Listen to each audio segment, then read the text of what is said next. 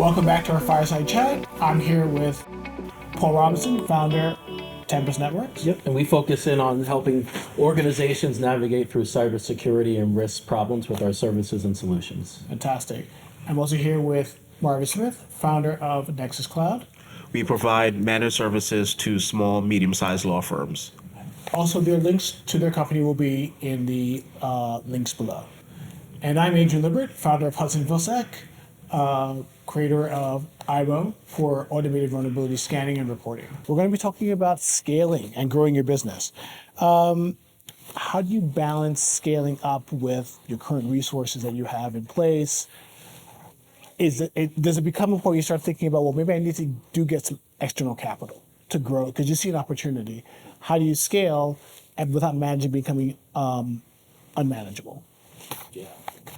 That's a great question. I'm sure I'm going to be different from Marvin here because my business model is really different. So being an individual, sole proprietor, whatever you want to call it, I rely on great top talent and great solutions without having to hire them. So for example, I have about 20 to 30 different senior security leaders that are either moonlighting consulting services or they've quit and they 1099 themselves out. Now these are people with 20 to 25 years of experience that I'm working with. So in thinking about scaling, it's like, all right, what if I brought this in-house? My payroll will be $5 million right out of the gate, because that's what these people are demanding. Their salary times 20, 30. Okay, there's $5 million worth of payroll. Then I got to sell 10x that. How am I going to do that and scale from that? Especially cybersecurity. Oh yeah, it's so competitive out there. But if I have access to them and I have a referral deal on the back end with them, and again, this is because I'm sole. Marvin has employees, it's a different methodology. So, it's great that we're different because he's going to have a different story about it. But for me, it's like, okay, I don't have to have a $5 million payroll, but if I get a referral fee from a $100,000 job, that's $10,000 in my pocket. Right. I could live off that, compounding. Your costs are low. My costs are low. My burden of all that is really low. So for people that are looking to enter into MSP space or farming out consulting services, it's really an easy lower barrier of entry into getting into things. At some point, would it happen to where I bring someone on that I can have at my disposal all the time? Sure, that would be nice. But again, the model is working because, especially in the cybersecurity industry, the job market it's rough right now. It's rough. Like I said, I know people that have gotten laid off. I know teams that are shrinking, budgets are shrinking, and because of that, I have access to more people, more solutions that I can provide for them and provide them work. There's a benevolent factor in there of being able to say, hey, I know somebody that needs your services. They're going to pay $100,000. You're giving me 10. You're getting 90,000 in your pocket for no effort. For really low, they're basically hiring you to do something you can do with your eyes closed and you have all the documentation for it. That's kind of cool to have that for them. Your business model also allows you to grow asymmetrically. Yes. As well, right? You don't have those fixed costs, but you got the access to the talent when you need it. The irony is they're laying off on the cybersecurity, but the threats are growing more so. Yeah. All the time, even more so than before, as more and more things become computerized and automated, and they're trying to use AI to replace people. Yeah, they're going to find out it doesn't really quite work. Exactly, and that's why it's interesting for businesses that are out there because they want to do things better, faster, cheaper, but the talent that they're hiring that's cheaper, they're college graduates, and God bless college graduates. They need jobs too. I want to see them succeed, but not my background. If it's 2 a.m. and you're completely hosed and ransomware down, do you want someone that's not experienced with that or someone that is experienced with that can guide you through something that could shut your whole business down? And those are the conversations I'm having with COOs, CFOs, hey, don't think about the zeros and ones. You got to think about the dollars and cents here. I have been at boardroom tables where the decision was made to shut the company down, and it is not pretty. Like, and those are the conversations that you have with these people. And to your point, like, don't go in like, a propeller head and say, oh, VLANs and and all like that. Like, they don't care about that. They care about their business, and then when you can meet them in their business with good talent, affordable to them, Or even just access. just access to it. Hey, it's here. It's here. That separates you from the pack. So do you also act as given my years in experience in the finance world, a translator? Yes. Because the talent often can't communicate Correct. with the ones making the decisions who need to listen to their advice and act upon their advice. Yeah. But as you say, they're speaking completely different languages in a completely different way, and they're unable to understand each other. Yeah. So that's a great point. So in my business model, before each entity talks to each other, I talk to them, quasi interview them, and say, okay, client, let's talk about what you're exactly looking for.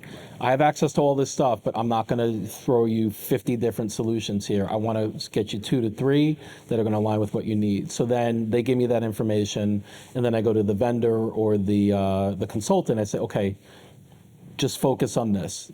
A, B, C, D. Right. Translating for them This is all you have to focus in on. and distill it down for them. And just Right. and just keep it simple. So when we have the meeting, it's not the vendor saying, "Oh, well, we're Inc. 500, and we do Formula One race car driver support and whatever." Like all this garbage that doesn't even make any sense or doesn't mean anything to the business. Like we get right down to business. Can you do this? Yes, we can. Is it affordable? Yes, it is. And then we're done. Like that's the way that we go. Right. Marvin? Yeah? Scaling. Well, having a network of people that have a good skill set where they could do a 1099 is definitely good. What I've been slowly doing is a lot of the day-to-day support. I want to push that off to another company and just say, hey, I just want you for first level. That's it. You're not touching any client data. My printer's not working. That's it. Okay. But even finding companies that could handle that is hard in itself. It's just, yeah. I give all credit to Dell and Apple. Yeah. Because I couldn't deal with that. Yeah. On the day-to-day, did you turn it on? So the comments from people. So Yeah. So it's just having getting that off of our plate, and then I want the core team to kind of develop their skills even more. yeah, you do not want your incredibly expensive talent answering level Yeah. 1 support calls. Level. Right? They're there for network design, threat mitigation, disaster recovery, things like that. So that's absolutely. So just finding a good solid company that could deal with that level 1 support, and then just having that internal team just say, hey, I want you guys to be better, start learning these stuff. And So Marvin, a question for you specifically, because your business model is different. What did you find the most difficult part of hiring, retaining talent? How do you stop them from bleeding off after you put all that effort into them to stop them from running off to the next shiny object? I think one thing that I'm going to have to start implementing is that for employees, giving them a piece of the business and letting them know, like, hey, you're working for something much more now. Oh, so you're willing to change the structure of your business to be a shared thing? Yeah. Okay. All right. I think it's a good way to kind of retain good people. Just giving them a piece of the pie as the company gets bigger. You want to change your mindset from just purely salary to a sense of I'm part of this. Yeah. This is part. This okay. There's a few companies out there that we partner with on the back end that's their structure. Like every time I call this company, they're like, hey, we're a employee-owned business. And the company's been around for, I think, about 20 years now. Yeah. Right. So I think that's one way to retain good talent. And the other way is just vetting that talent that potential talent, just vetting them and just letting them know like, hey, this is not just you get a big salary and you're set for life. No, every day we wake up, we constantly have to work for even something bigger. Right.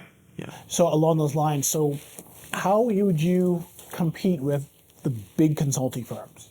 Not Arthur Anderson, whatever they became now. They changed their name after this yet another scandal. But how do you? Because those big firms come in and they have automatic legitimacy, even if they're the worst firms to work with. Actually, how do you compete against that? Because it's not easy as a small firm. I'm faster. Yeah, I'm faster too. Again, one, we got the. I want to say that we have the backing of the city behind us. We're MBE certified, so Right. we have that working for us, and then just the ability that we're faster, and Right. and Right. that's Right. it. You can, yeah, we can turn for that myself. I'm able to turn around requests really quickly. Yeah. Because with a big firm, it has to go through committees. Yeah, And then it makes its way up through before, like almost like a bill going through Congress. But the time it might just change completely from by the time from when it started to when you go up to final. exactly. Yeah, I think the one thing also that people have to get comfortable with is that you're not going to be for everybody, and that was a shock to the system. Probably 6 to 8 months into it, because I have this great idea and I'm going to change the world, and I'm going to put on my Superman cape and be awesome. It's like, no one cares. No one cares. They just don't. They don't care, and that's okay. And that was actually a great moment to say you're not going to be for everybody. You cannot sell everybody on everything. I don't know what your rates are, but when I was managing teams, if we were closing 30 to 35% of opportunities, like we're doing good. Like we're really doing good. So there's that 65 to 70% gap where you're not. And that's okay. Like, if someone is used to working with the big four and they want that, they want to spend, they want to overspend just so they could say they work with one of them.